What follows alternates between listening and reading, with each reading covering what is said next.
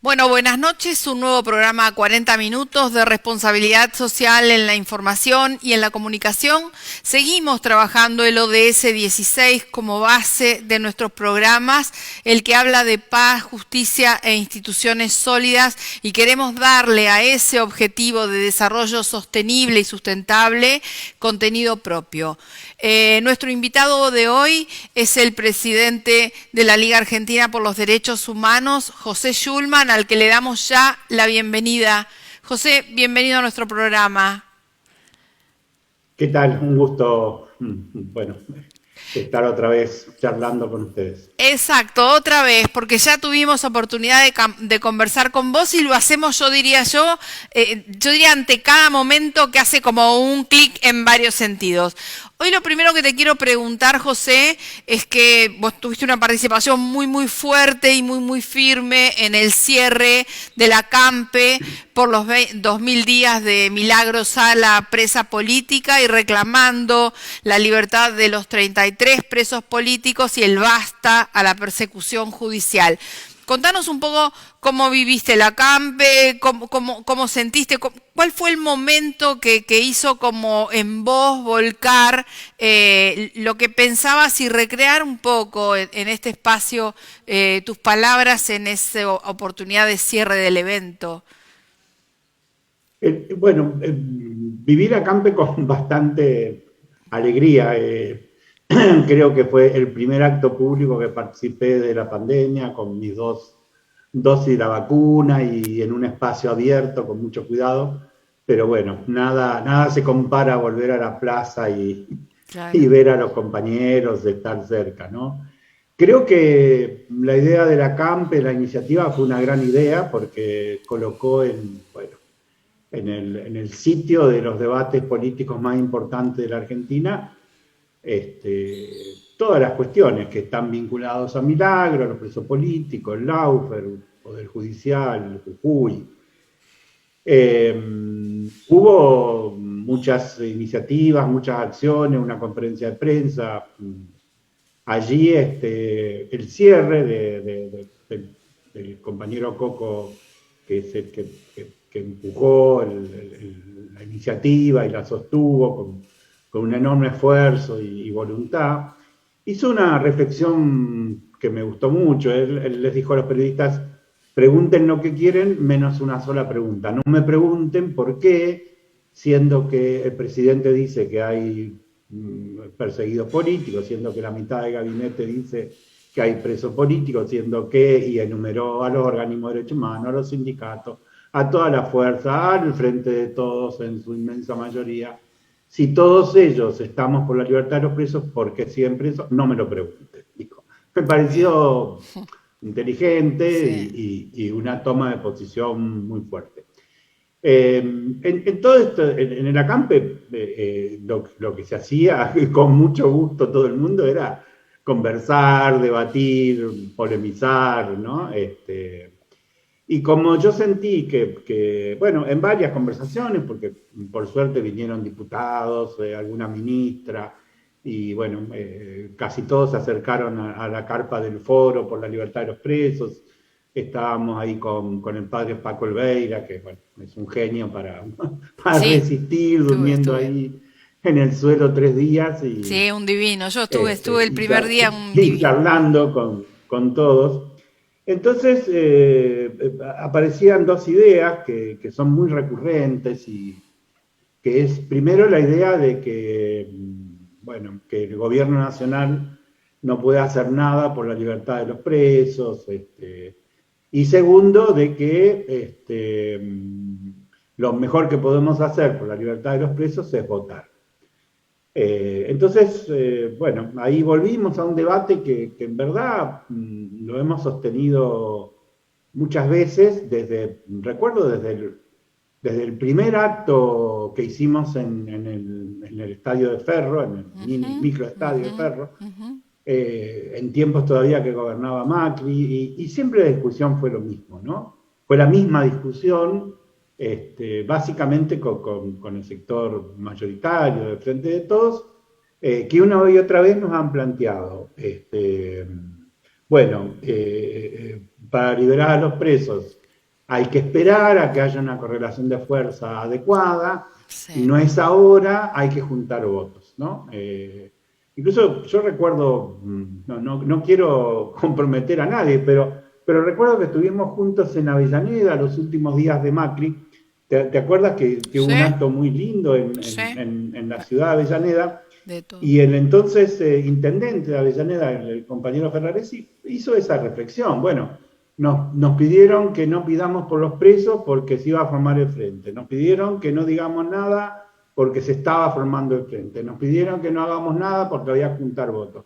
Bueno, ya ganaron. ¿Cuándo largan a los presos? Preguntaba Ferraresi. Y esa fue básicamente mi intervención en el acto. Plantear de que que es al revés, que para juntar votos hay que liberar a los presos, que para construir una mayoría capaz de avanzar hacia la recuperación de los derechos, hacia la ampliación de los derechos, hacia nuestro destino de patria grande, lo que hay que hacer es firmeza, cumplir las promesas electorales, respetar los acuerdos, porque no es cierto que no hubo acuerdos, nosotros sí que hicimos acuerdos, construimos a que se forme el Frente de Todos, y siempre estaba muy claro de que el planteo era terminar con la subordinación del Poder Judicial a un proyecto colonial y que eso se expresa en la liberación de los presos. O sea, no es un debate abstracto, teórico,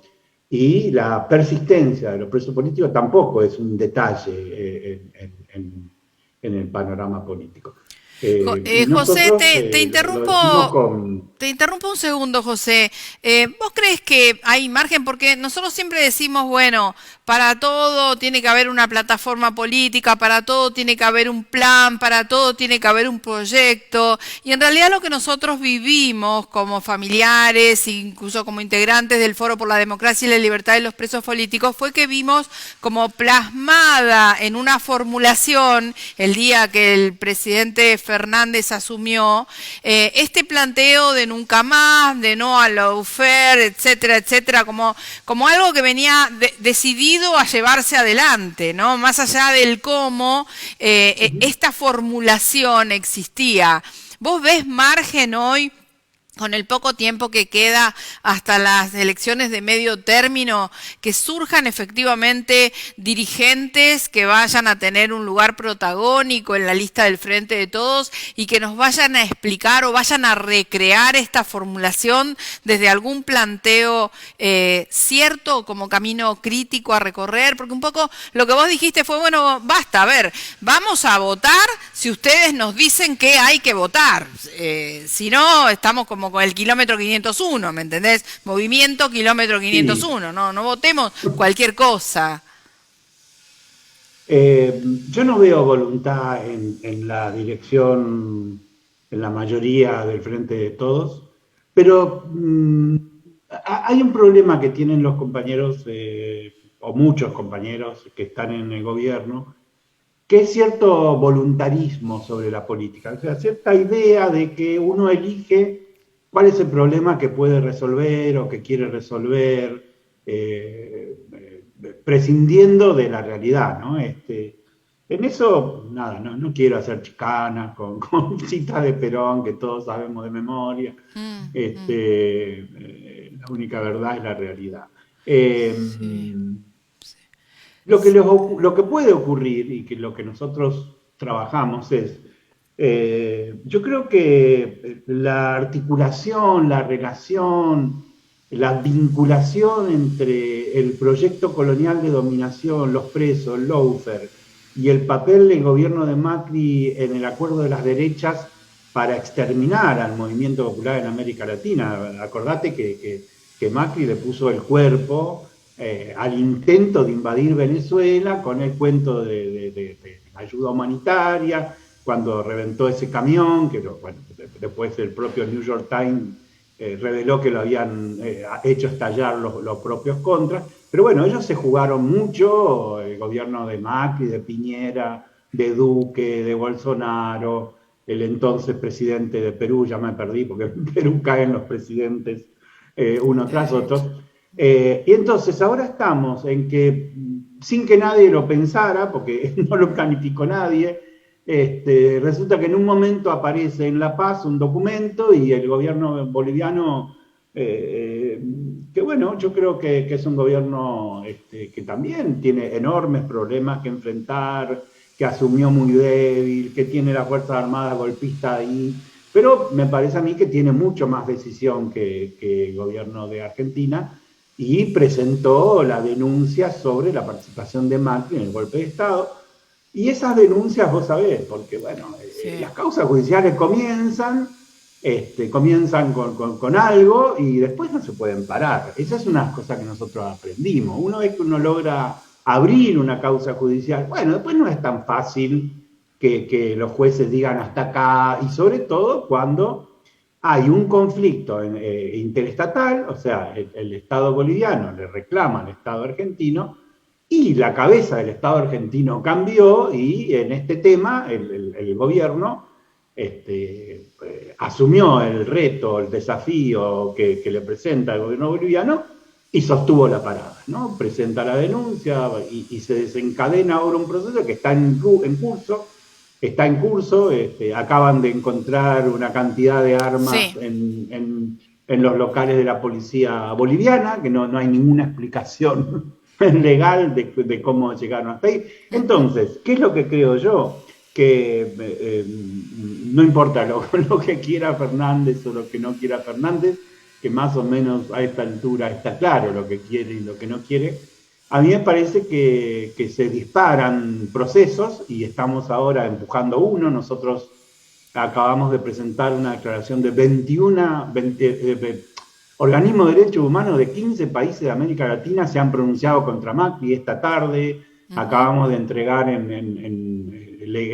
o sea, por un procedimiento formal al Ministerio de Justicia de la Argentina esa declaración, y entre hoy y mañana nosotros como Liga vamos a presentar nuestra querella en la causa que se abrió con nuestra visión de los temas. Nosotros no tenemos, o sea, no tenemos una mirada formal que reconocemos razonable que tenga el gobierno sobre los temas del delito, de contrabando, bueno, cada paso ahí es realmente una chanchada, y cada paso que se dio es un delito, pero nosotros vamos a ir por el principal delito, que es el delito de atentar contra la voluntad soberana del pueblo de Bolivia, que es el delito de romper el marco jurídico latinoamericano de no intervención de los gobiernos en los asuntos de otro gobierno.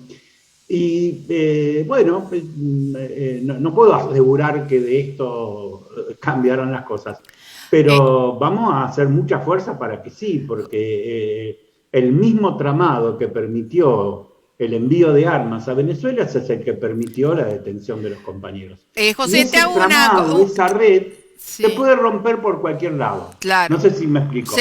Nosotros la quisimos romper por el lado de los presos. Bien. Bueno, hasta ahora no pudimos. Pero si se rompe esa red de protección en el punto de la causa de Bolivia, bueno, es muy posible que podamos avanzar en los otros temas del compromiso del Poder Judicial con el Poder Colonial. Si querés acceder a los mejores contenidos, entrevistas, informes y novedades sobre responsabilidad social, conectate a www.responsabilidadsocial.tv. Este año, formate en responsabilidad social.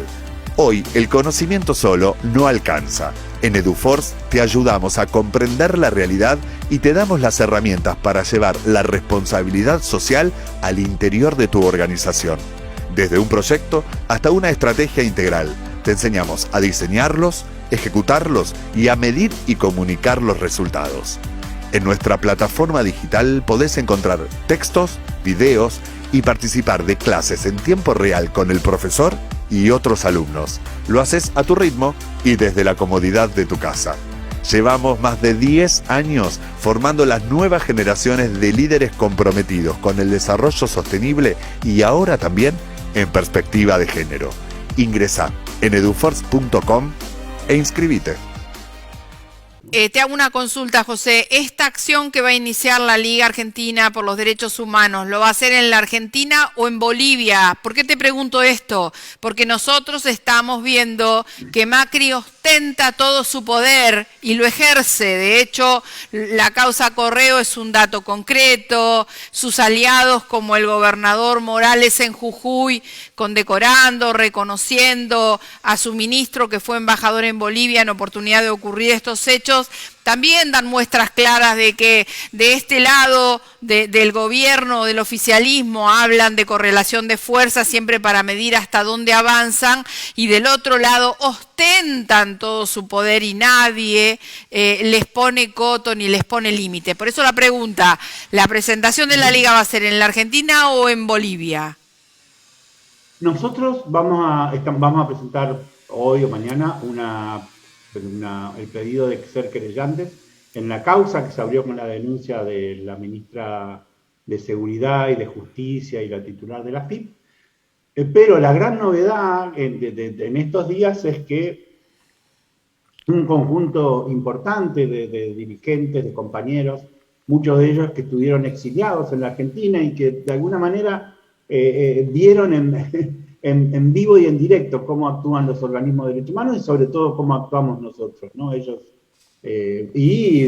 bueno, hay muchos abogados allí. Está Cecilia Urquieta, fue viceministra de Justicia del gobierno de Bolivia, fue como la jefa de despacho de Evo en Buenos Aires, y casi todos los compañeros que entraron en contacto con Evo la conocieron. Está Iván Bancope, que fue viceministro de Trabajo, otros abogados, ¿no? Y nosotros le hemos propuesto que vamos a ayudarlos. En Bolivia, no, sin ninguna pretensión soberbia, ¿no? Pero es cierto que nosotros en la Argentina, y posiblemente la Liga casi más que ninguno, nosotros hemos aprendido mucho a hacer acciones jurídicas desde la iniciativa política, ¿no? Desde los propios juicios contra los genocidas. Aprendimos a recuperar un instituto del derecho romano que casi nadie sabía ni que existía, que era el Amicus Curiae, y lo transformamos en una herramienta. Sí. Hemos sido creativos, aprendimos, y vamos a tratar de que en estos días se ha formado la Liga Boliviana por los Derechos Humanos en Bolivia, y los compañeros están pensando en proponerle a la dirección del MAS, o sea, Evo, ir juntos en una querella. Y si no van juntos con el MAS, irán ellos para presentarse en las causas que está abriendo el gobierno boliviano, que, por supuesto, con todo respeto, sin meternos en nada, en asuntos, en transformarnos en inspectores de luchas ajenas, que no es nuestro costumbre. Pero ten en cuenta que Yáñez está presa, que hay otros ministros de la dictadura presa, que es cierto que hay una tradición boliviana de una vez al año dictar amnistía, pero le dieron amnistía a todos los perseguidos políticos. Sí. No se puede decir para nada que el proceder del gobierno boliviano haya sido el mismo que el argentino. No, claro. Después, cuando charlas con nuestros compañeros que fueron perseguidos, que se exiliaron, algunos de ellos estuvieron en la cárcel, también hay críticas y siempre se quiere más. Pero uno, desde una mirada así más geoestratégica o más amplia, mirando lo que pasa en Chile, lo que pasa en Colombia, lo que pasa en Bolivia, en Argentina, hay que reconocer que en Bolivia se han dado pasos que no se dieron en otros países, como la amnistía y la detención, nada menos que la dictadura.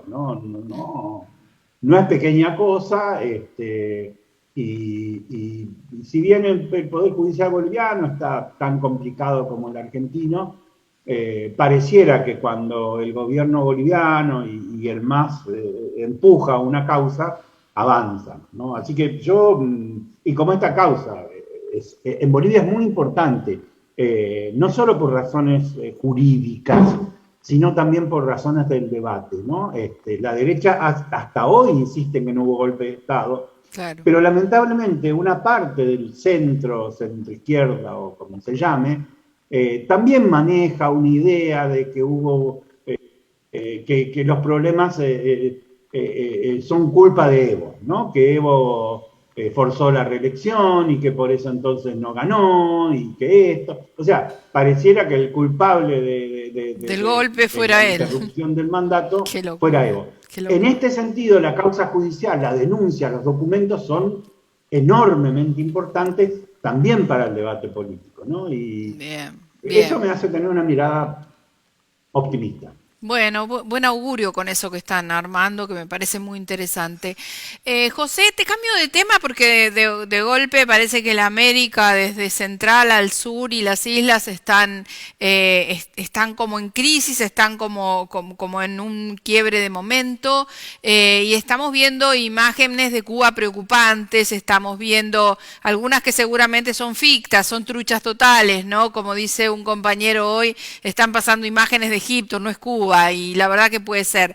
Pero, ¿qué está pasando en Cuba hoy? ¿Cómo estás viendo este momento del pueblo expresándose en la calle? ¿Para qué y por qué? Contanos a nuestros televidentes. Sí, a ver, en primer lugar, yo creo que está empezando la era Biden, o Biden, no sé cómo se dice en inglés, ¿no?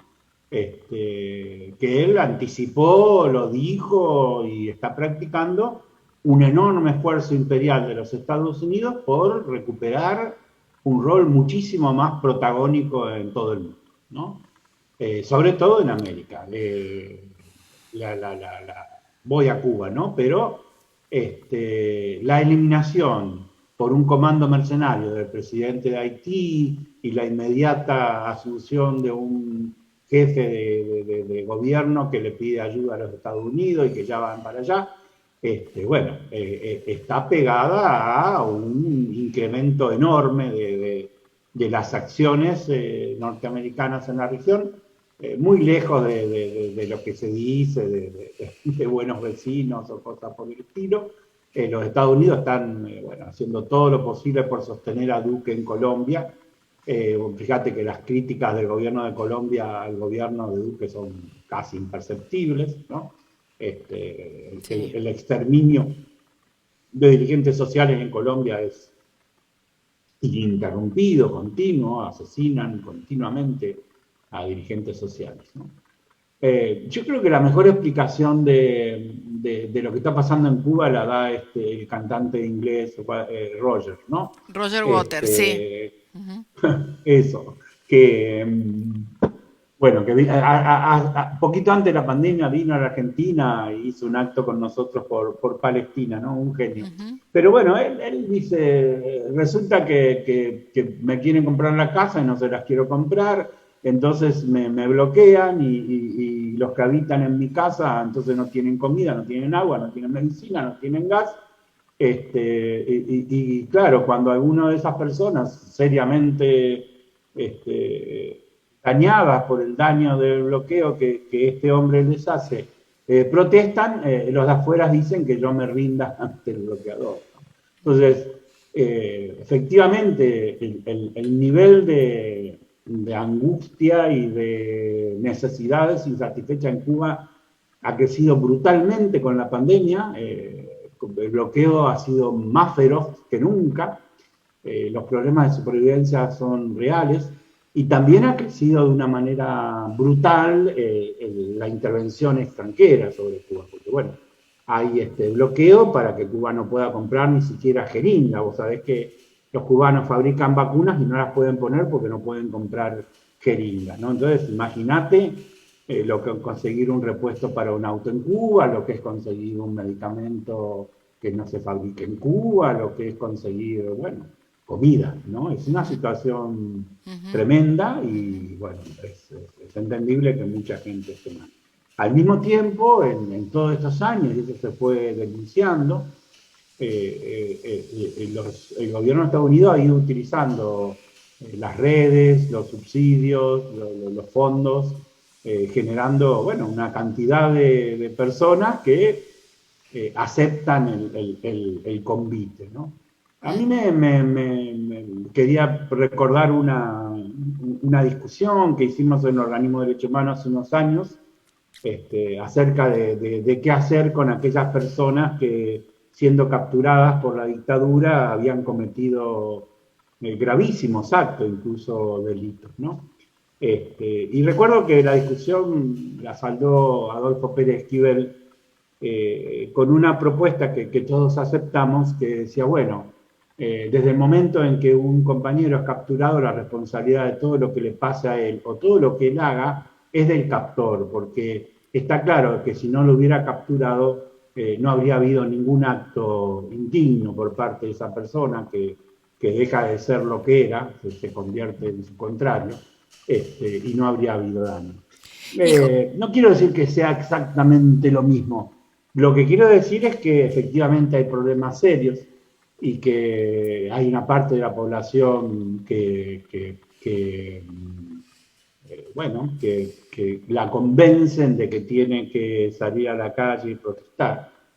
y Y vos, entonces en esta situación sí. el coro de los Estados Unidos y sus complacientes le dice al gobierno que se subordine, que se entregue al bloqueador.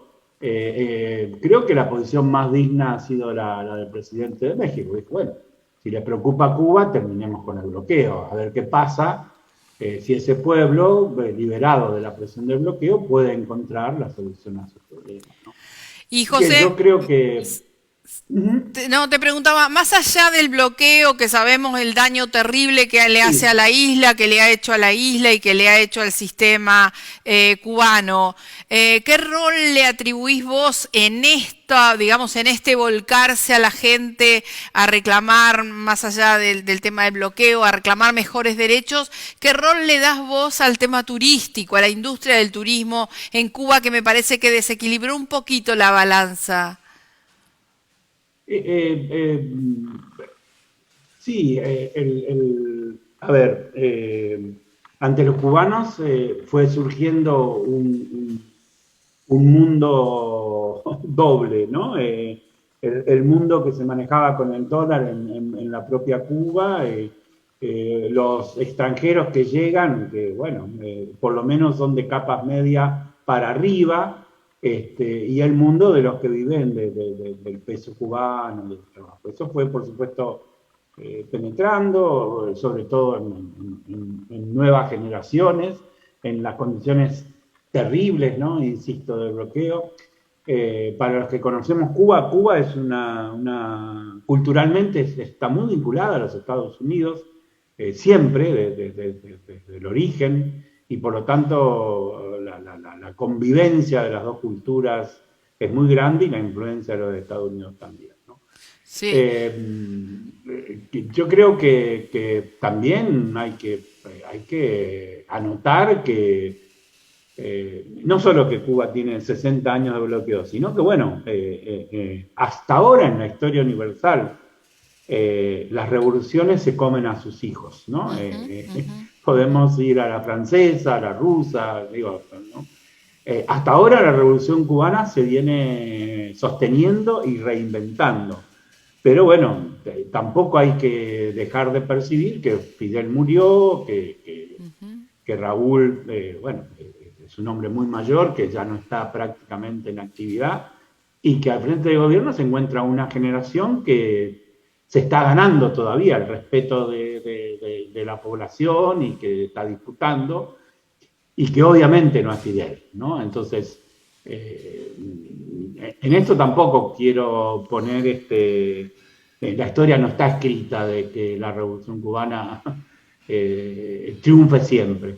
Lo que sí es que hace muy poquitos días, en el cumpleaños de Beino Smukler, un amigo, un abogado, siempre de este lado, el embajador de Cuba dijo, Fidel nos enseñó que sin la solidaridad internacional Cuba no hubiera durado ni 5 años, ¿no?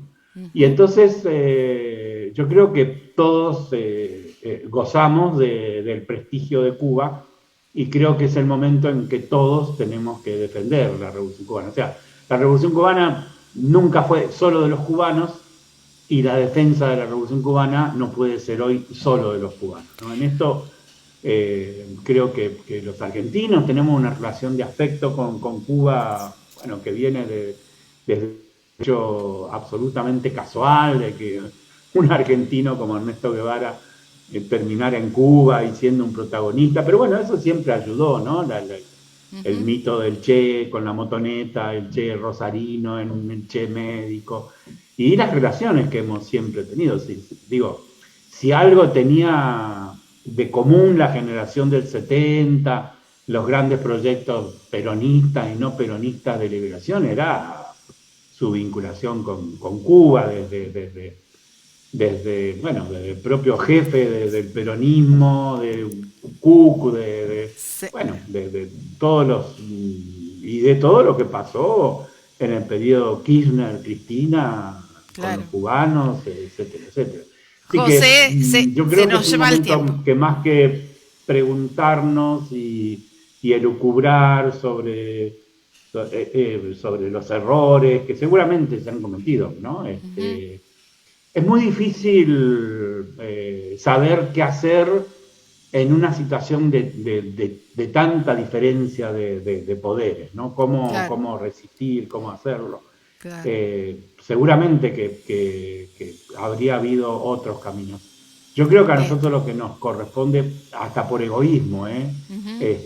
si Cuba cae, como diría el poeta, nos va a ir muy mal a todos, Sin no solo a duda, los cubanos, nos va a ir muy mal a los colombianos, a los peruanos, a los sin duda, chilenos, sin duda, sin duda. y yo creo Jo- que salvar Cuba es salvar nuestra posibilidad de seguir pensando en la liberación real. Bueno, José, nos quedamos ya sin tiempo. Te agradezco muchísimo, muchísimo que hayas estado en nuestro programa. Pasó por 40 minutos José Schulman, presidente de la Liga Argentina por los Derechos Humanos. Gracias.